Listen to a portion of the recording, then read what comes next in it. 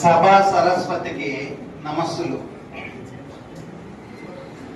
నా గురించి సంక్షిప్తంగా సవివరంగా వివరించాను కాబట్టి నా జీవితం తిరిగి ఉంచిన పుస్తకం ఏ అరమరికలు లేవు, దాపరికాలు లేవు. కాకపోతే ఈ సభకు నా స్పందన మాత్రమే తెలియజేస్తాను. ఆముదాల మురళి గారు పక్క మండలం, అంతకు మునుపు అయితే ఒక తాలూకా, ఒక ఏరు నీళ్లు తాగి బతికిన వాళ్ళం. అయినా తిరుపతికి వచ్చేంత వరకు పరిచయం లేని వాళ్ళం. అయినా అన్నా అంటూ ఆత్మీయంగా నన్ను ప్రోత్సహిస్తున్నటువంటి అతని యొక్క పరిచయము ఒక సుకృతం. తరువాత మన నంది వెలుగు ఒక ప్రేమ వెలుగు, ఒక వెండుకొండ. అతను నాకు 30 సంవత్సరాల క్రితము కుప్పంలో ఎలక్షన్ ఆఫీసర్గా వచ్చినప్పుడు పరిచయం. ఆ పరిచయం ఒక ఏకాంకిక నాటిక నేను చేశాను.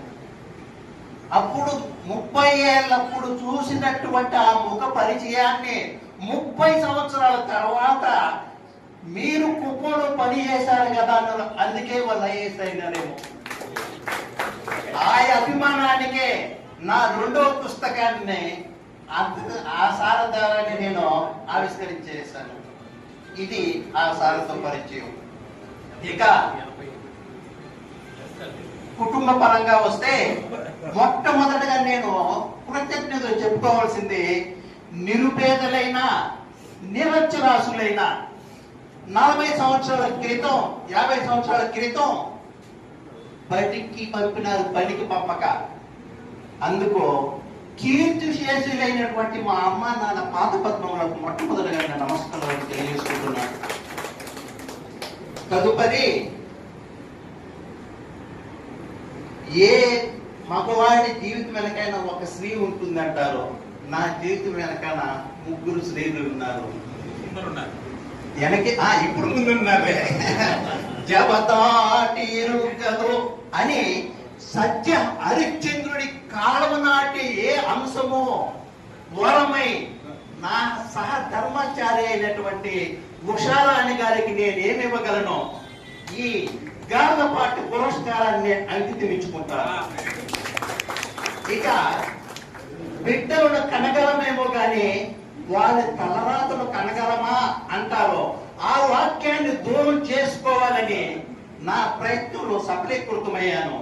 నా ప్రథమ పుత్రిక జ్ఞాపిక అపోలో మెడికల్ కాలేజీలో ఫిజియోథెరపీ కంప్లీట్ అయిపోయి ఇప్పుడు ఇంటర్న్షిప్ చేస్తున్నది.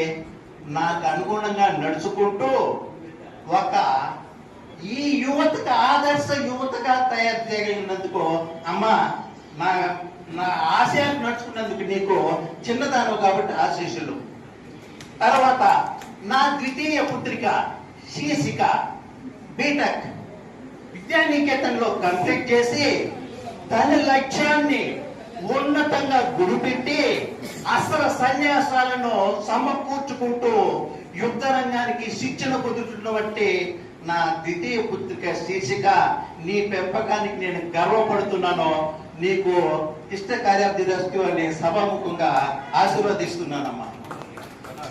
తర్వాత నేను ఐరాల గోవిందపల్లి మారుమూల నుండి వచ్చినా కూడా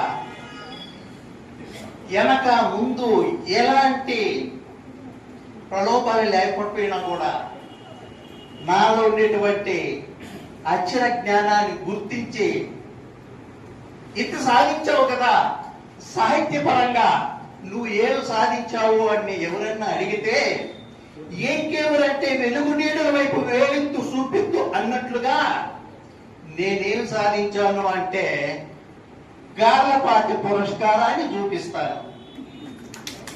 ఏమిటి ఆ గార్లపాటి పురస్కారం యొక్క ఘనత అంటే తెలియకుంటే ఒట్టి గార్లపాటి పురస్కారం, తెలుసుకుంటే జ్ఞానపీఠ అవార్డుతో సమానం